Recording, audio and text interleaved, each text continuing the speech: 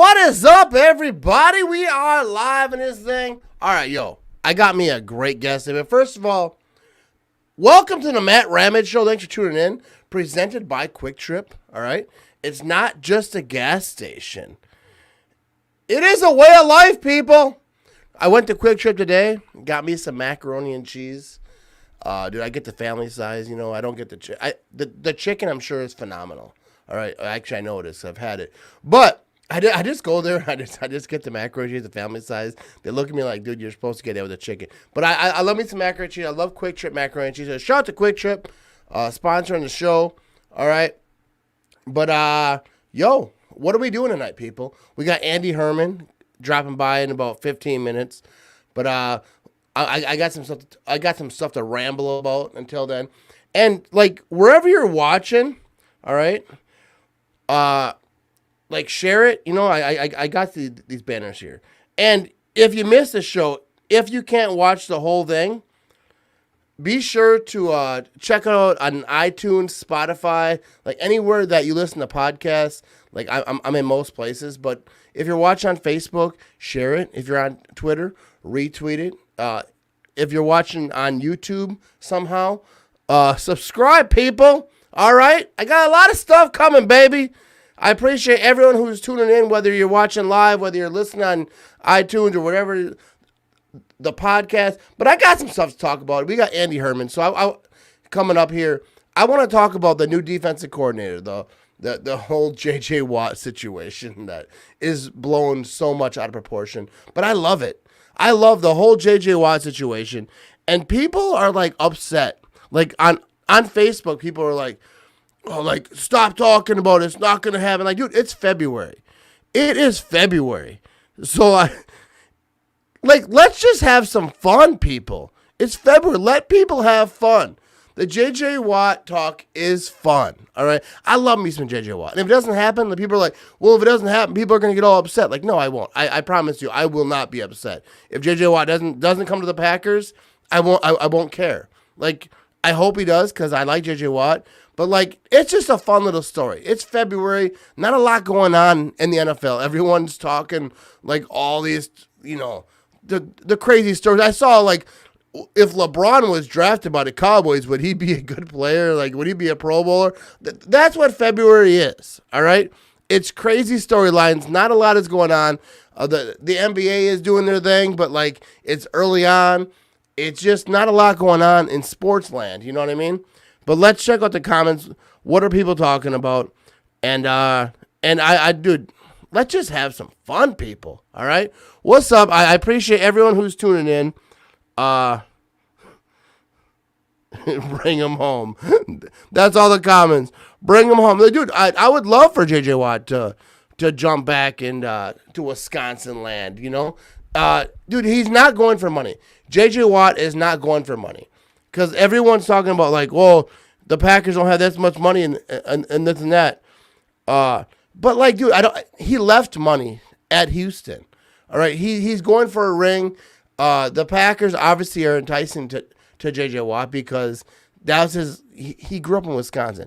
Anybody who grew up in Wisconsin, doesn't matter if they're an athlete like J.J. Watt, that skill level or not.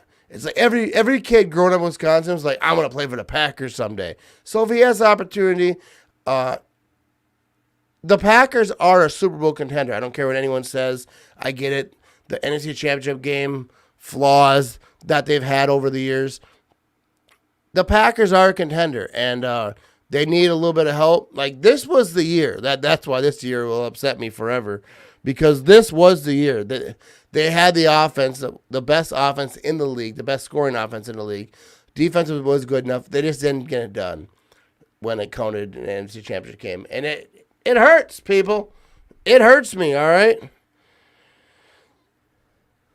Let's check out some comments here. Matt, you are Wisconsin. Keep it up. Good work. Hey, I appreciate you, John. Dude, I'm all about Wisconsin. I'm repping the Brewers right now, all right?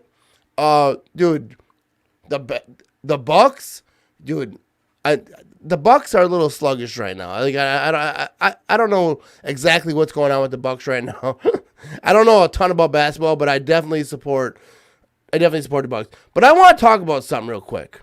I want to talk about something real quick. Well, before I get into that, I want to talk about this. StateStreetBrats.com. They sent me a package. They sent me some brats. They sent me some cheese curds. They sent me some beer. You can go to StateStreetBrats.com, and they will send you like Wisconsin cheese curds, Wisconsin brats. It's a bar in Madison. Nationwide, they will hook you up. Go to StateStreetBrats.com, and they're gonna set you up, baby.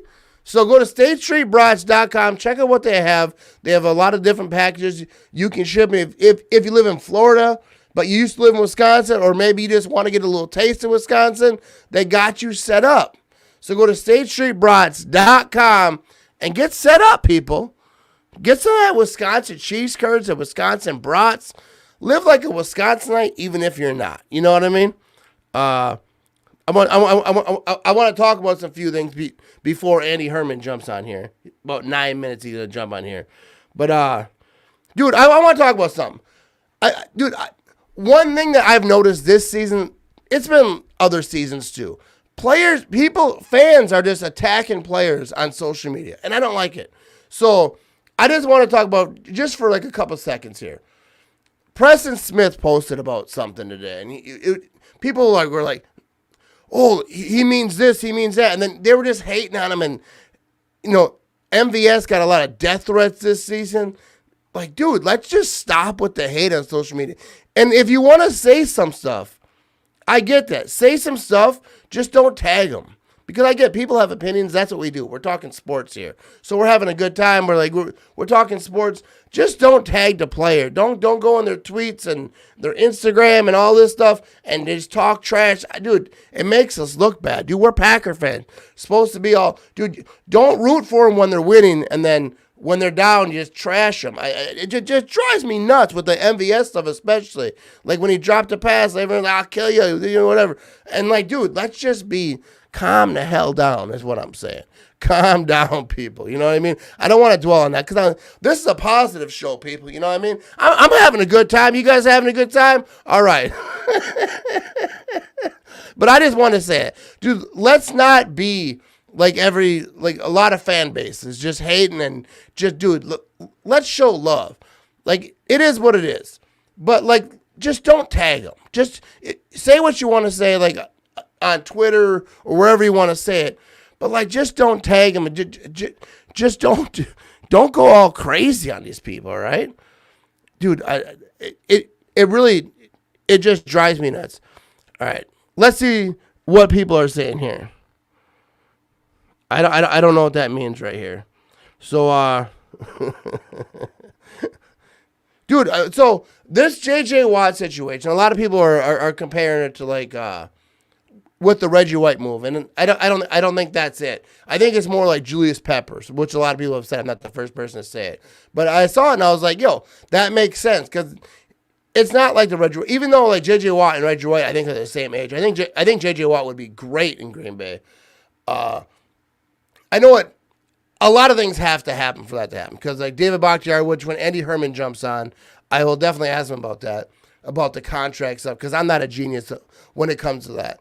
But like David Bakhtiari restructured his contract. I think some other guys will probably. And like, will Aaron Rodgers restructure his contract? Because when they restructure their contract, it's not like they're giving up money. David Bakhtiari didn't lose money on that. They just moved money around, right? So I'll talk to Andy about that because he knows a lot more about like how that works. But will they do with Aaron Rodgers? Because if they do that with Aaron Rodgers, it'll push his contract out.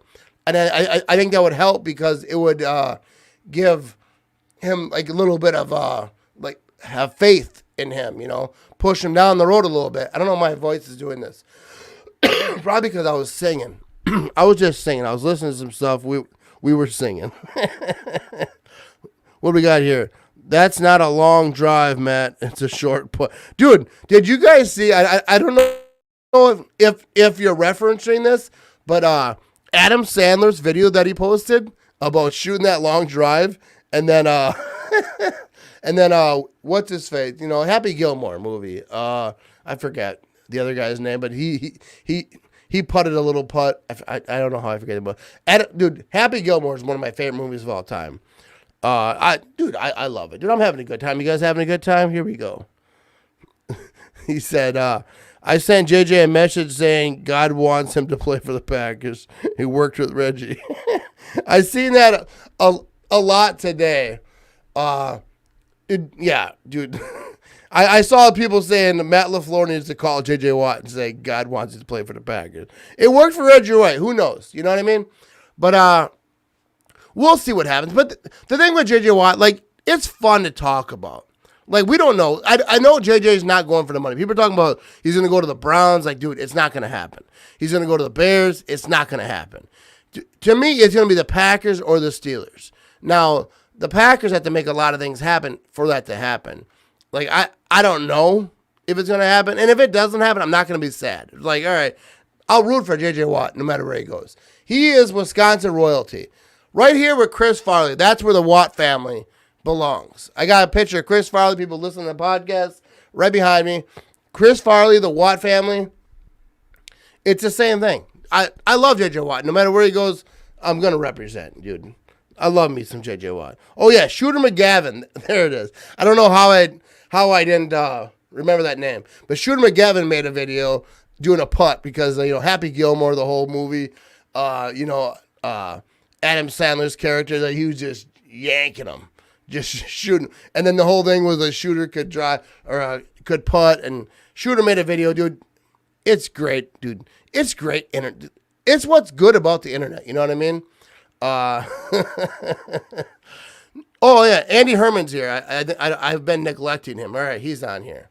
All right. What is up, Andy? Hey, are we talking Shooter McGavin? Yeah, dude. I was talking a little bit of Shooter McGavin. While you're waiting, I didn't see that you were there. I don't know how long you were there. I was like 10 seconds. You're all good. All right. Yeah. So let's start with that. So are you a golf guy? I am not a golf guy. No, I have the patience of my patience is basically the same as my food taste. It's that of a 3-year-old. So no, I'm not a golf guy. So anybody who let me get a different view here because I'm being blocked out here. No, but anybody who follows Andy Herman on Twitter, his food takes are horrible. Not to me, because I think we're on the same page there. Actually, I'm a more picky. I like Glazers, so we can, a little quick trip plug there. Who doesn't like Glazers? Dude, and there's not a person in the world. I've never heard of a person that doesn't like Glazers from Quick Trip. Absolutely. You can bring Glazers anywhere, and people are like, I'm glad that happened. It's true. It's true. But anyways, big shout out to Andy Herman joining me. He's the host of the Packet. I'm a little buzzed up, Andy. I ain't gonna lie. But I wouldn't have it any other way. No, but he's the host of, or I won't say the host, but he's the founder of the Packet podcast. Look, I got a banner for you. Look at that. I had to get it. Andy Herman, NFL on Twitter, dude. Seriously, I'm not saying that because you're here, but you're like one of the best follows. You have the greatest news. Your mind is just a little bit better than everyone else's. I don't think that's true, but I will accept the compliment. I think that's the beer talking, but I appreciate it. No, but before we get into this, because I want to talk to you about a lot of Packers stuff. Pack-A-Day podcast, they're on every podcast situation, any podcast app that you can listen to it. Also YouTube. Everyone check it out. He has not even just him, but a lot of great people contribute to the Pack-A-Day podcast, and they do great work. But let's get into this a little bit, all right? We got ourselves a new defensive coordinator, Joe Barry. I don't know a ton about. I've heard a lot about him. Everyone's comparing him because that Detroit Lions 0-16 team. He was part of that, and to me, it means nothing because that was over 10 years. Or was it 2008? I think it was. Yeah, somewhere back there. Yeah. So like to me, 2008, like what I was doing compared to what I'm doing now means nothing. So I don't think you compare it. I don't know, like your thoughts on it, but what do you think he brings to the Packers this next season? Yeah, I mean, I think he brings a ton of experience, and I think that's the thing that Matt LaFleur is going to lean on. I think that's the thing as a fan, you at least have to be somewhat excited about, right? So the way that I look at this is very similar to Nathaniel Hackett coming to Green Bay, where he brings a different style than what's here already. And what I mean by that is when Matt LaFleur came, he obviously brought that Kyle Shanahan and that Sean McVay style system and background with him. And then you already had kind of the Mike McCarthy style system with Rodgers. And then when you bring back Luke Getsy, you've got that in the room already.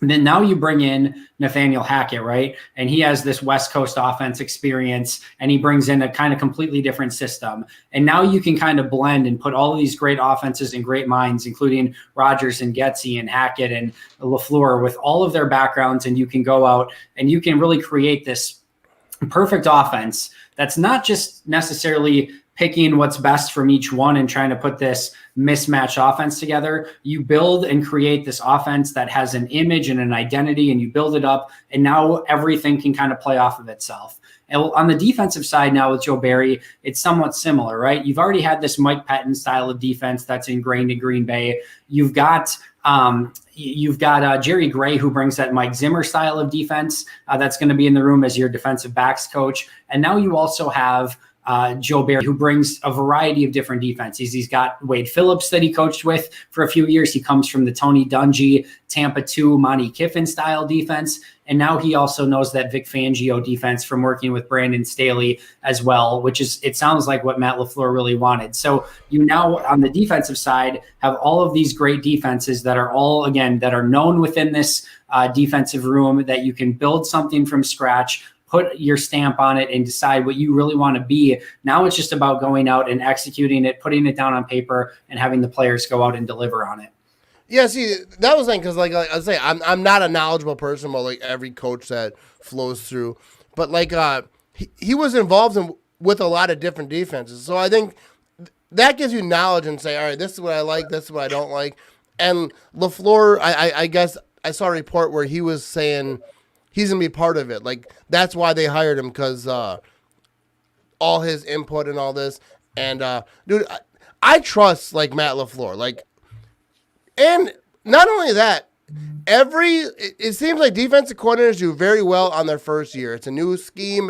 Everyone's jacked up and say, you know, they're all. It seems like even like bad coordinator or like coordinators who don't work out, their first year that everyone seems to be pumped up and they do well. So like, I think I have faith. I think it could be good. I always have faith. Dude, I'm the most optimistic Packer fan there is. Dude, I'm always just jacked up. Like, yo, they're winning the Super Bowl. Yeah, and I think that's fair. And I mean, at this point, it's tough to say. I think if you want to be on the pessimistic, side, I think you say, when you hire a new defensive coordinator or a coordinator or a coach in general, you want to point to this one thing at least and be able to say, look what he's done. I'm excited to see that he's going to be able to bring that to Green Bay and implement that in Green Bay. And I think with Joe Barry, it's a little bit difficult to do. I know Green Bay in their press release basically said, his defenses when he was defensive coordinator, I think were always top 5 in forced fumbles. So I guess that's something. He's done a really good job working with linebackers. So, maybe Chris Barnes and Kamal Martin get a little bit of a boost. Who knows? But I do think it's a little bit tough to point to that it thing and say, look, this is super exciting because he's going to bring this. But at the same token, until they get an opportunity to come in, listen, Joe Barry's never had a Jair Alexander, right? He's never had a Zadarius Smith. He's never had a Kenny Clark. He's never had this style of defense. He's never had some of these type of players on his defenses in the past. Bill Huber did a great job of pointing out, when before Joe Barry got to Detroit, they were terrible. When they were there, they were still bad. When he left, they were worse. Same thing in Washington. They were bad before. They were bad when he was there. They were worse when he left. So it's not, you can't point to Joe Barry and say, look, they had a good defense and he came in and he tanked it, or he was terrible and then they got a new defensive coordinator and they automatically got better, right? The systems, the players, the situations that he were in were all god awful. They were terrible situations to be in that you wouldn't wish upon any defensive coordinator, period. So to say that his past failures with those teams is indicative of what he's going to be able to do in Green Bay is completely not fair. And I think until we see that defense and how they progress through the season, or really, probably a couple seasons, we're not going to know exactly what Green Bay has until the proof is kind of in the pudding, I guess. Yeah, because I saw a lot of people talking like, oh, we downgraded. Dude, it's funny to me how like Packer fans are. because, like, dude, they were all about Pettin getting fired. Like, fire him! I'll rent the U-Haul. Get him out of town. And they're like, so that they didn't fire him. First of all, his contract ran out, which a lot of Packer fans don't realize. He didn't get fired, which I know you know. Yeah. But they didn't redo his contract. They hired Joe Barry, and they're like, "Oh my God, why?" Like, they're like, "Get a new coordinator." They get one. Like, no, not that one. So like, but like, I agree with you. Like, I don't think you can judge him off his past because he didn't have the players that he'll have in Green Bay. And I don't know. I'm jacked up, actually. Like, I'm ready to roll. So let me ask you about this. The story that's been going around. We all know the cap situation. Probably not as good as you do, but like, everyone's talking about J.J. Watt. People were like monitoring the plane that might have landed in Green Bay that came from where J.J. Watt was.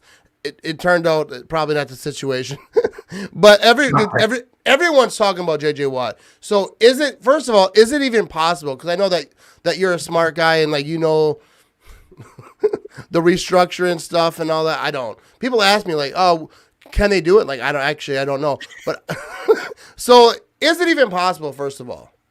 Yeah, it's possible. Possible and likely are two very different things, though.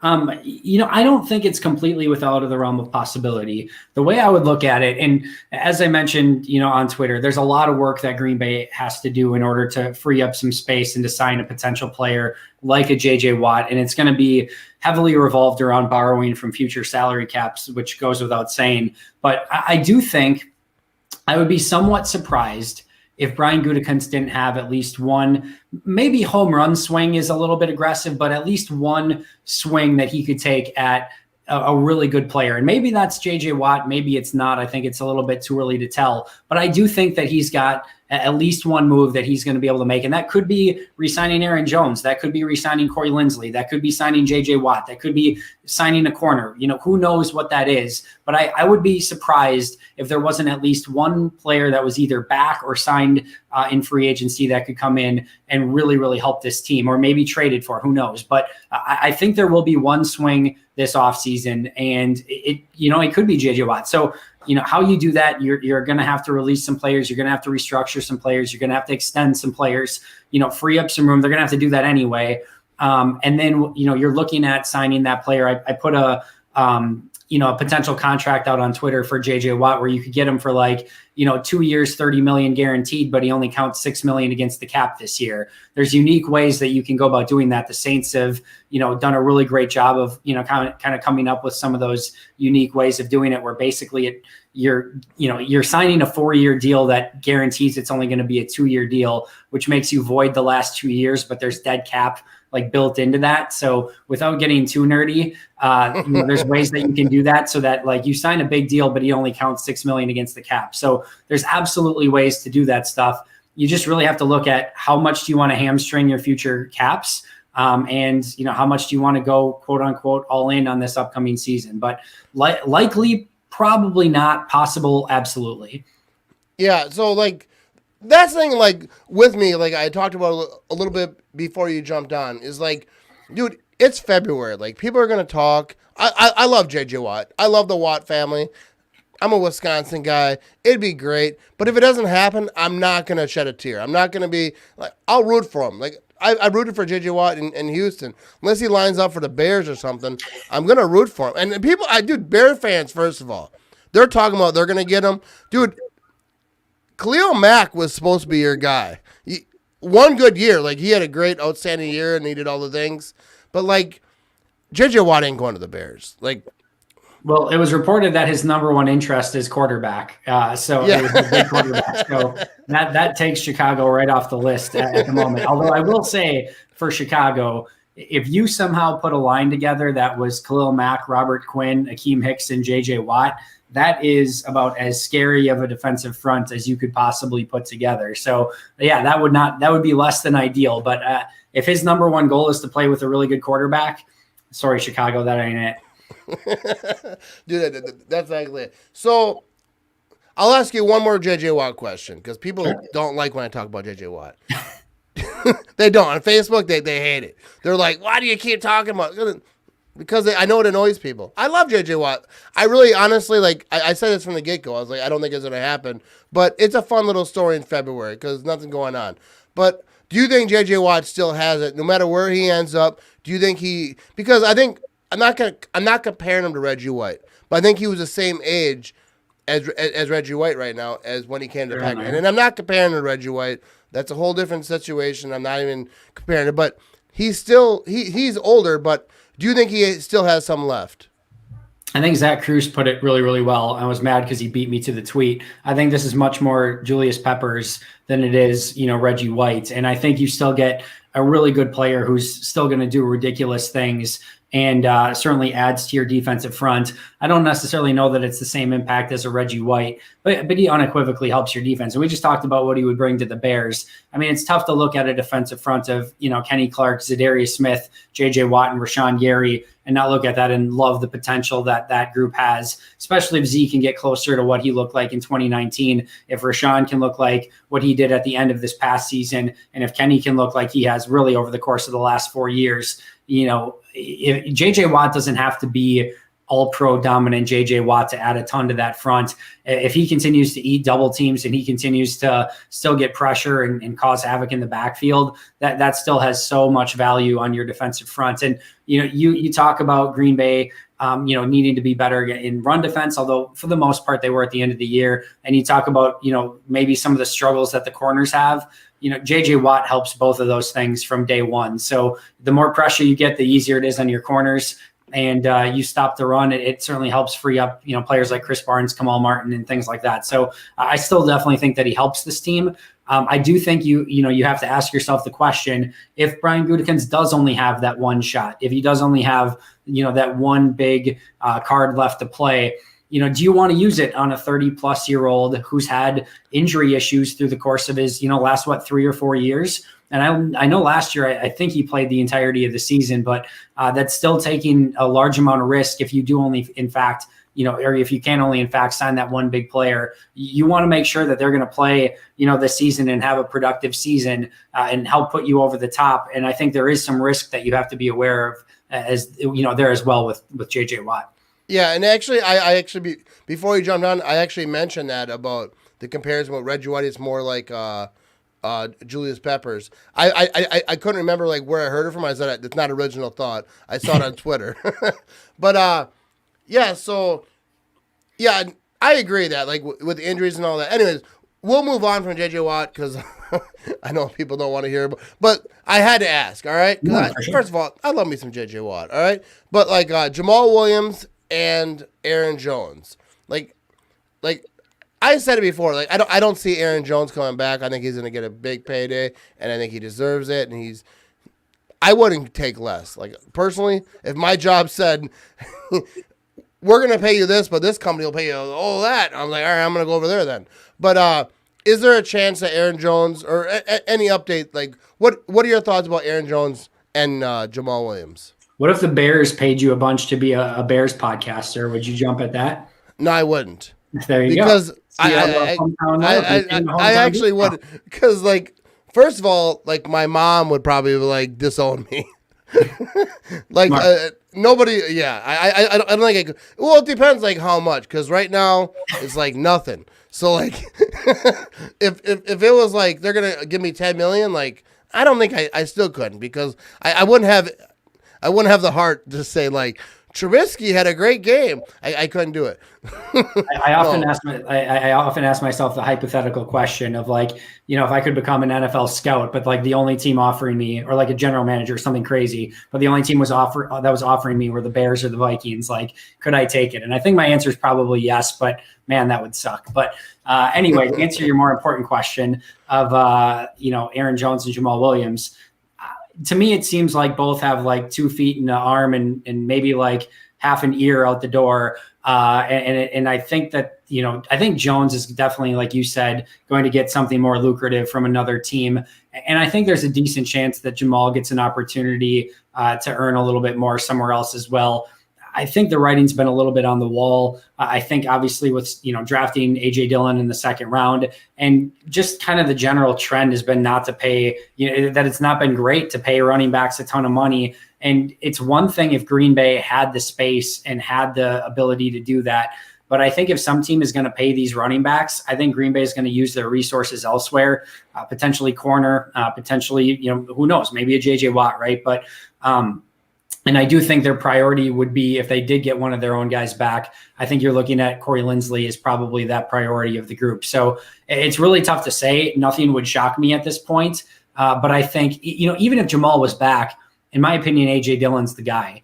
I think he gets the yeoman share of the carries. And I think you still have to bring in somebody that's a little bit quicker and can be a little bit more of a pass catcher out of the backfield. I don't think Jamal Williams and A.J. Dillon complement each other all that well. You can make the exact opposite argument for Aaron Jones. Aaron Jones and A.J. Dillon complement each other perfectly. I mean, it's a match made in heaven where you've got your power down-to-down running back, and then Aaron Jones can be a little bit of everything, and still be your receiving back and everything like that. So those two fit perfectly together. I don't see the same thing with Williams and Dillon. So I think Jones is going to price himself out, and I just don't think Williams is that perfect match anymore. So I expect Green Bay to go in a different direction, but again, crazier things have happened. Yeah, because I think Aaron Jones, I saw on Instagram, I don't know what it was, Pro Football Focus, one of these pages, had Aaron Jones as a number one free agent running back. So, and yeah. I get it. Like, he's going to get paid. Someone's going to pay him a bunch of money and, take it. Like, have a good time. And I love me some Aaron Jones. First of all, both of them. Aaron Jones, Jamal Williams, I think they're both great people. Not only just running back, I think they're great people. And go get the money. But do you think Jamal Williams will be starting running back for someone next year? I don't think so. I think he's going to be that complimentary back like he's been in Green Bay. 1-2 punch kind of guy. Yeah, I think that suits him really well. I mean, Jamal Williams is a guy that does everything well and nothing specifically great other than probably pass protection. I think he's one of the better running backs when it comes to pass protection. But ultimately, at the end of the day, and this has been an issue for Green Bay, what I'm about to say here, ultimately at the end of the day, your weapons need to be playmakers. And Davante Adams is a playmaker. We know that. Aaron Jones has been a playmaker. MVS can be, but more of a deep threat than like a get the ball in his hands and he's going to do things on his own. If Aaron Jones leaves, that leaves Davante Adams as the only playmaker. Jamal Williams isn't a playmaker. I don't know if A.J. Dillon can be a playmaker or not, right? Alan Lazard, really good at what he does, but he's not a playmaker. They need to figure out a way, especially Aaron Jones leaves, to get more playmakers on the field, because this offense right now is predicated for the most part. The offensive line's doing a phenomenal job, but then Aaron Rodgers being able to see things pre-snap and post-snap, Davante Adams doing his thing, and Matt LaFleur being, offensive genius might be a little bit strong still, but he's obviously very gifted when it comes to scheming up things on offense. That's what this offense is based off of. And at some point, especially when Matt LaFleur is so good at scheming open players, you would love to see a tight end, a wide receiver, a running back that has the ability and the threat to just take a 2-yard pass and go 80 yards with it. Yeah, and you need to take it. So that's what Green Bay needs. And I don't think Jamal Williams is that. I don't think he adds that to your offense. So I see it in the comments here. I've been seeing people on the internet talk about it. Is James White even an option? Is that like a realistic option? Yeah, I definitely think so. And I think the first thing you're going to want to remember here is I don't think Green Bay is going to want to delve too deep in the unrestricted free agency, because I think there's a good chance they lose Aaron Jones, Corey Linsley, Kevin King, and that entire group, Jamal Williams, via free agency, which would equate to 4 potential compensatory picks. And if that's the case, you don't want to sign a James example and have him cancel one of those picks out. Now, there does come a point after the draft where the compensatory, undrafted or unrestricted free agents don't count towards the compensatory picks anymore. So if James White is out there still at that point, looking for a 1-year deal where, maybe he can, come back to Wisconsin, do that sort of thing. Yeah, I think there's an avenue for that to happen. But I would think that would happen potentially after that unrestricted free agent period is kind of over, where you can sign the guys and have them not count towards comp picks. But I think that's a possibility that he could still be there at that time. But I don't think they're going to go out and say, listen, we got to go out and get James White. He's going to be a priority for us. I think if he's there in, May or June, I think, you take a look at him, and I think he could bring a lot to the table as a pass catching back. Yeah, so here's probably a stupid question. Come a little buzzed up, right? So I saw this right before I started. Richard Sherman is not going probably back to the Niners. Mm-hmm. He said, "Is he?" First of all, do you think he still has it, and would that be an option? Like I said, this might be a stupid ass question. Yeah, but what do you think about that? I think the thing that is going to matter first is, and we don't exactly have a great answer on this yet, is what type of defense does Joe Barry want to play? That's if you want Jair Alexander and somebody on the other side to play a ton of, man-to-man coverage, if you want them to play, are we going to play cover 3? Or are you going to play cover 2? Like, what defense are you going to play? Because Richard Sherman has a very specific skill set. We know he's great in cover 3. We know he can do some press man-to-man stuff. But he has some limitations as well. If you're going to go out and play a bunch of cover 2, it's probably not the best use of, Tampa 2 is probably not the best use of, Jair or Richard Sherman in that, situation. So I think, first of all, without knowing that 100% for sure, it's tough to say. I also don't know that just in general that Richard Sherman and Jair Alexander are like the perfect counterparts to one another, especially with Sherman just liking to play one side.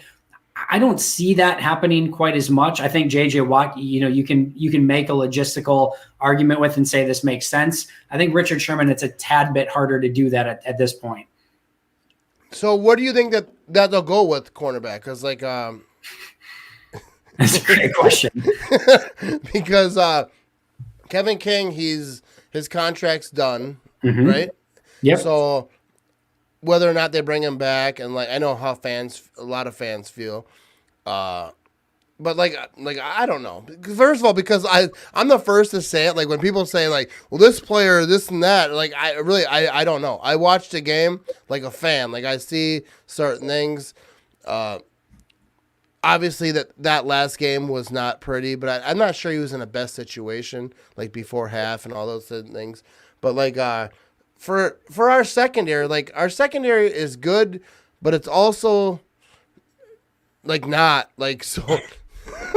So do you? Let me ask you this. All right, I'm gonna let you get out of here because I'm pretty sure you got stuff to do. But where do you see them going early, in the draft? What's that need that they would want to get young? I know that they kind of pick for the best available more because obviously with the Jordan Love pick, they didn't pick a wide receiver. Everyone, I'm not sure if you're aware of that. They did not pick a wide receiver next year. I've heard that. I'm not sure if you're aware, but where do you see them going early in April?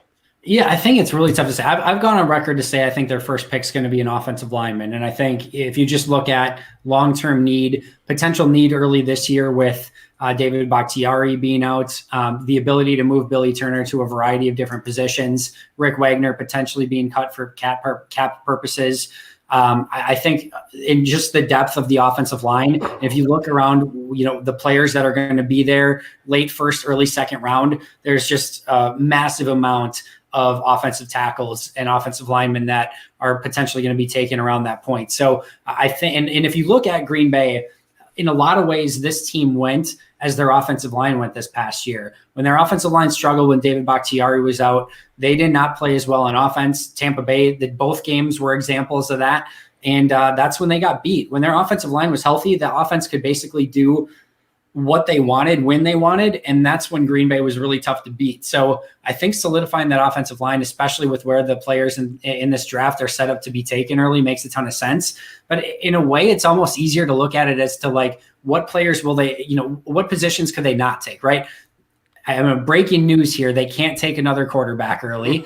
I don't care if, maybe if Trevor Lawrence falls to pick 31 overall, maybe you can make that selection at that point. Outside of that, or Dude, 30 overall, I guarantee even though that'd be great, they're probably please don't let that happen. Right. We can't do this again.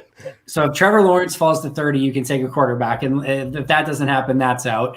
I don't think you can take a tight end early, and the reason I say that is I think Bobby Tunyon's going to be. I was going to ask you that. So you think Tunyon's coming back? Yeah, I think so. And I think they'll ultimately get him a long-term deal sometime probably middle of this season, late this season. And then I think you still have developmental players in Josiah DeGuara, Dominique Daphne, and Jay Sternberger, of course. So I don't think it makes sense to go early at tight end. Outside of that, yeah, I don't think they would go super early on interior offensive linemen, but it's not without the realm of possibility, especially with Corey Linsley leaving. Outside of that, almost anything else is fair game, right? And I guess maybe I don't think they're going to go first round running back, but after that, again, if Travis Etienne or someone like that, or Amazing was available in the second round, that wouldn't shock me either. So, yeah, someone was just asking that in the comments with is running back pool deep this year? From what I've heard, it is. I'm going through corners right now. So here's my thing, right? Questions I'm ready to answer like a day before the draft, because I know a lot of people, there's a lot of really great people who cover the draft all year long, but for me, like, I am so ingrained in Packers season during the season and grading the players every week and doing everything like that like the first time I get a chance to look at the draft is like a week, actually probably about 2 weeks after the season is over. So like I just started looking, and I feel like there's some people that it's the exact same way, but they're all of a sudden like making like ridiculous proclamations of who's good and who's not. Like if I don't have like an insanely good feel, like I've watched like 3 games on all 22, like I don't want to start making declarations, because that's just not me. That's not my brand. So I will have a lot of that done by the time the draft comes around, especially for the top, 100, 150 players. But I'm certainly not there yet. And so running back, I've heard it's a deep group, and there's certainly some really talented ones. But I'm not ready to go there quite yet and make broad, declarations. Yeah. But I do think there's some possibility there. But if you look at it, kind of answer your original question, I think offensive line is definitely in the realm of possibility. Defensive line to get Kenny Clark help. At edge rusher with Preston gone, it's really only Gary and Za'Darius is getting up in age. That's certainly a possibility.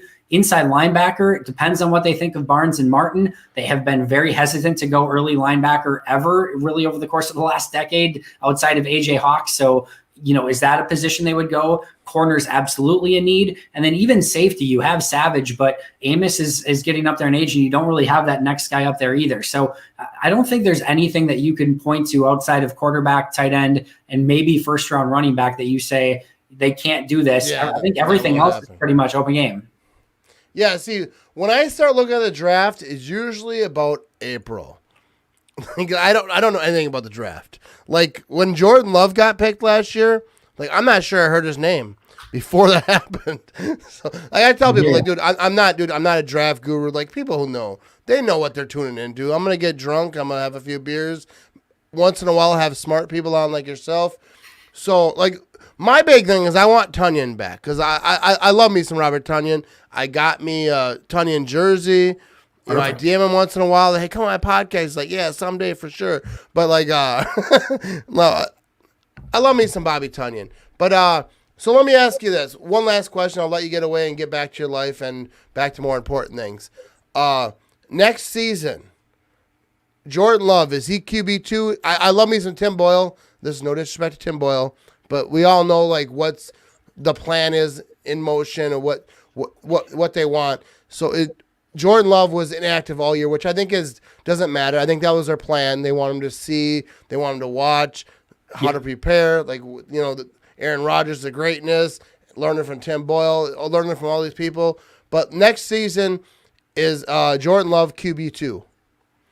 I think probably. I think this is really, in a way difficult, because, you go back to last season and going in, and I certainly, and nobody really got to see what Jordan Love looked like throughout the course of the year. But going back to last year's training camp, Tim Boyle was far, far ahead of Jordan Love, like far, far ahead. Now, to be fair, that was expected, because there's no rookie mini camps. There's no OTAs. There's, none of that. There's no mini camps. Literally, his training camp was his first experience in an NFL practice whatsoever. And now you're head swimming, you're practicing with Boyle and Rodgers, and Boyle's been in the system last year. He's been on the team now for 3 years, at the time for 2 years. It's just apples to oranges and where they're at in their respective careers. So you're not expecting Jordan Love necessarily to come in and immediately compete for that, especially with the offseason that was last year. I think the difficult thing is I think Green Bay legitimately really likes Tim Boyle. And I think that they, Brian Gutekunst said last year that they think they can win games with him. When Bob McGinn did his draft article and was quoting scouts, they were quoted as saying that they thought Green Bay had something in Tim Boyle. Now, whether that means top tier backup or whatever, who knows? But there is a lot of positive vibes surrounding him. And you've spent 2+ years, 2+ years developing Tim Boyle at this point. And, to let him go for nothing it's a tough pill to swallow. Oh, yeah. I think they're in a tough spot there.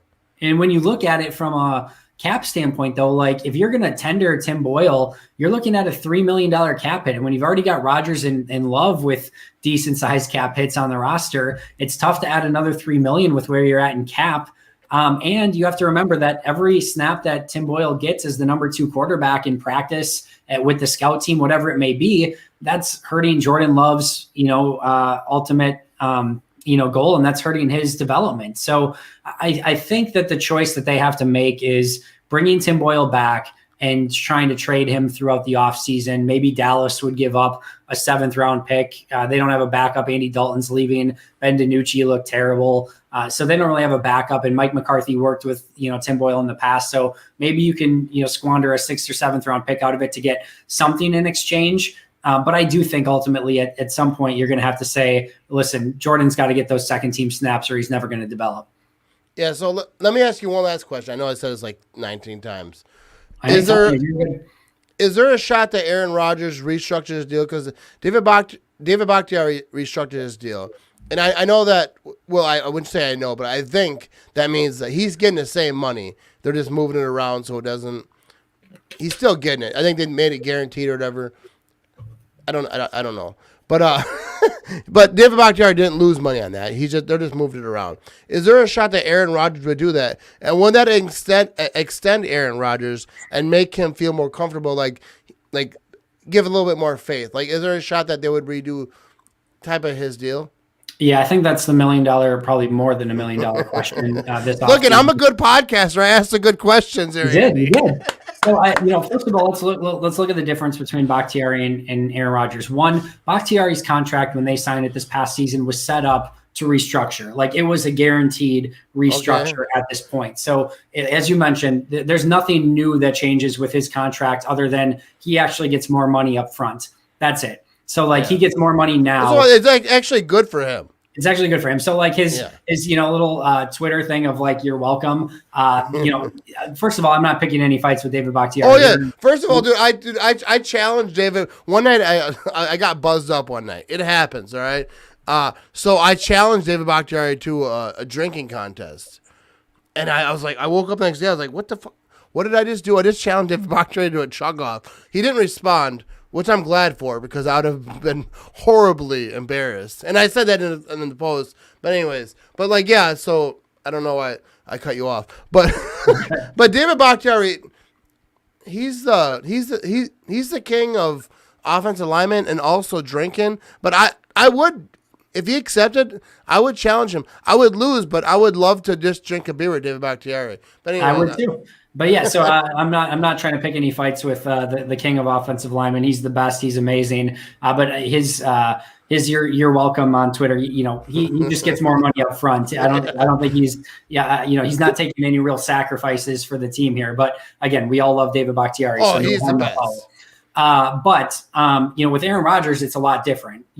There are ways that Green Bay can do a similar thing by taking some of his roster bonus and taking some of his base salary and cutting it down and turning it into a signing bonus, which takes those guarantees and it spreads them out over a long period of time so that, again, Aaron gets more money now, but basically, for Green Bay, they spread it out over time so that you pay more in the future than you do now. So there's absolutely ways of doing that. And ultimately, I do believe that gets done because when I asked Brian Gutekunst at end of the season press conference, if he was willing to borrow money from future years and do some of that, he said yes. And he said they're at the point where they need to take some risks, which was very telling to me. What it tells me is that they know they need to take risks now because of how good Aaron Rodgers is right now and because his window is closing. Yeah. And that was very telling. There's no other reason, right, to take risks right now. Kenny Clark's not getting older. Devontae Adams is somewhat, but he's still got plenty of years ahead of him. I think he's still in his Bakhtiari prime. does. Jair Alexander does. Like, for the most part, the core of this team still has a good, amount of time left, save for maybe number 12. So they're being aggressive. If they're being aggressive and they want to take risks, that means that they want to, in the next couple of years, win with Aaron Rodgers at quarterback. That's the goal. If that's the point, then why not guarantee him for the next 2 to 3 years? Like, there's there's no reason not to, because one, it makes him happy. Two, he's probably earned it and deserved it. He deserves it. And then three, it helps you actually be aggressive and sign more players because you are putting some of that cap into later years. So to me, I understand that it doesn't necessarily gel with the Jordan Love selection and trying to figure out the logistics of that. But you just saw him have an MVP season. Oh, yeah. Jordan Love's on the back burner right now. Yeah, I think that I think morale, Aaron Rodgers happy is good. You don't want Aaron Rodgers like wondering about what's going on. I'm gonna ask you one more question. I'm post this comment up here. All right, so this is Mount Rushmore of Andy, like your top 4 all time. You got to answer that, they say, and then I'll let you go. Who's your top 4 Packers all time, and then I'll let you get out of here.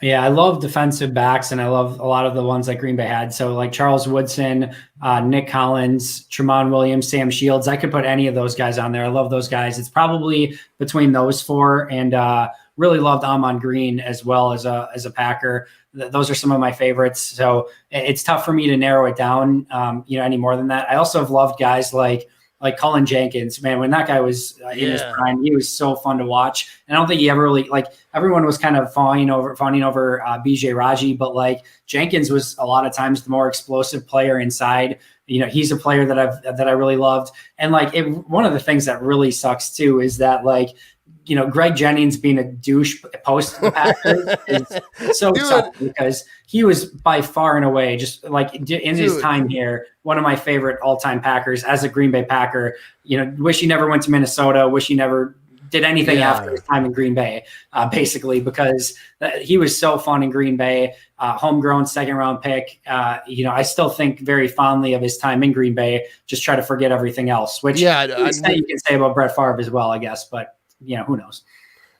Yeah, I totally agree with the Greg Jennings thing. I made a drunken post one night about it, just going off on like Finley, because my dog name is Finley, and it's kind of the same thing. He kind of did some stuff, was anti-Rodgers, whatever. Dude, that's the thing with me. Like, Clinton Dix, Preston Smith, like, these are my guys. Like, dude, these are guys, like, dude, when they're not Packers no more, like, because when I become a fan of a player, like, I'm not like you, because you're a professional. You're a podcaster. You're going to say, like, real thoughts. And this. Dude, I'm a fan. Like, dude, Preston Smith, he's my guy. Like, I know that things might happen this offseason and whatever. With Clinton Dix, kind of the same thing happened. He got traded. Like, Don Makowski was my guy as a kid. I had a little 7 jersey. Probably was a Jets jersey. It was like a rummage sale jersey I got. I wore it over my snowsuit. We went outside. Dude, Greg Jennings, I love me some. I had Greg Jennings jersey, but he got all flaky, started being weird. But anyways, I'm gonna let you go. Everyone, Andy Herman, Pack-A-Day Podcast is a great podcast. It's not just Andy. It's Cheesehead TV. It's a lot of different people, a lot of guys, a lot of gals talking Packers, different aspects of it. So search Pack-A-Day Podcast, whatever it's Twitter, whatever it's Facebook. I'm assuming Facebook. We're everywhere. Yeah, but podcasts are iTunes, whatever, Spotify, wherever you listen. They have a podcast. First of all, before I get you out here, I'm going to say this. You do a video on YouTube every single day. Yep. So one day I was drinking. I was like, I could do that. I could make a video every single day. So I was like, I'm going to make a video every single, and I actually give you a shot. I was like, Andy Herman can do it. I can do it. I'm going to do it differently because you do professional videos. You talk about real stuff and you give a real point of view like you did today, people who watch and who are listening. And then like the second day, I was like, how the hell do I do this? Because my videos are goofy. They're like, I did a macaroni and cheese review. I'm still going to keep doing it. But it's not as easy. I think I skipped yesterday. I was like, I got nothing. And I was stressing. I was like, you know what? I'm going to bed. I'll just skip a day. It's not that serious. But I'm going to keep trying to do it. But like, I don't know how you do it. Every single day, this guy makes a YouTube video. Search up Pack a Day Podcast on YouTube. He talks about the Packers. He's a very smart person. I'm not just sucking up or whatever. But you are. Like anybody you talk to who talks Packers, they know Andy Herman's the guy. But I appreciate you coming on, taking the time. Pack a Day Podcast. Everyone search on YouTube. You'll learn some stuff. That's why I have you on. I said, once in a while, I got to have smart people on. I appreciate it. You are very smart yourself. I appreciate everything that you do, and thanks so much for having me on. I appreciate it greatly. Hey, go Pack, go, man. I appreciate you taking the time. Go Pack, go. All right. So, everyone, thanks for tuning in. All right, whether you're listening on iTunes or Spotify, if you're on YouTube, share it. Facebook, Twitter, retweet it. I don't care. Spotify, iTunes. If you're listening on podcasts, rate it. All those good things. I appreciate everyone who tunes into my stuff because, I'm just buzzed up half the time. You know what I mean? Having a good time. Go Pack, go. I appreciate y'all. Shout out to Andy Herman. Check out Pack a Day Podcast. It's a great podcast, a great show. And, dude, we're just getting started, baby.